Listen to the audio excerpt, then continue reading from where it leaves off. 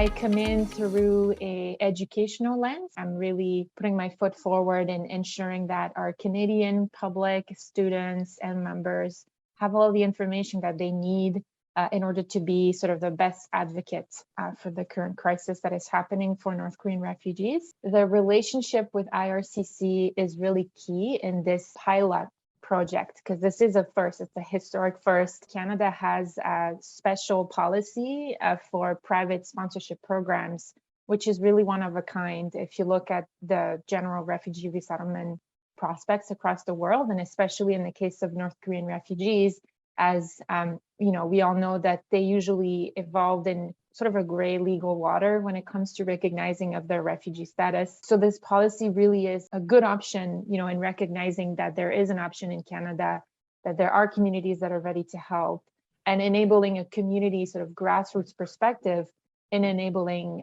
their resettlement is very much at this stage a fundraising focus, just because, as we all know, a lot of other human rights organizations are facing this, but COVID-19 restrictions just make it very difficult to interact with international counterparts, especially in Northeast Asia. On the first phase, we've really been focusing in on raising awareness with the general Canadian public so that we make sure that there's as much support. Excitingly, really, HanVoice has been able to fundraise about $15,000 already, but also highlighting relationship with grassroots organizations here in Canada, but also abroad. It's important to note that they have not been identified yet. We're still very much working with partners on the ground. And as I mentioned, with COVID-19, unfortunately, it has slowed down quite a bit, the process. Some of the next steps will be to identify these families. So generally focusing in on women and their children and partners if they are in unit together. Again, because of the situation. It's very frustrating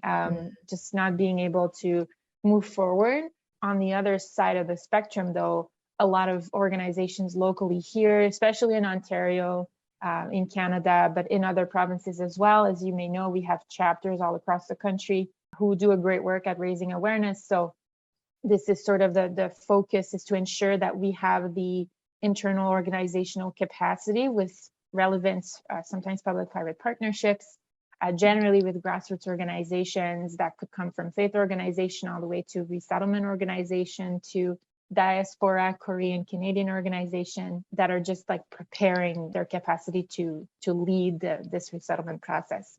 We're adamant at HanVoice to make sure that people understand that North Koreans really go through an international journey in order to arrive to safety. Best prospect to get to South Korea and have refugee status, or actually automatic citizenship, but we very much know that that's not the case. It's not automatic. It's also important to understand that while they're considered as economic migrants by the Chinese authorities and government, if the fact that when you repatriate, they're facing political sanctions by the government, then it's kind of hard to keep the narrative of being an economic migrants when there are political factions at stage here, right? Really understanding on the HanVoice side, the Chinese government is, in violation of a variety of international legal commitments that they've signed on, the UNHCR. This is very much an experience and trauma that especially North Korean women will face, and add to that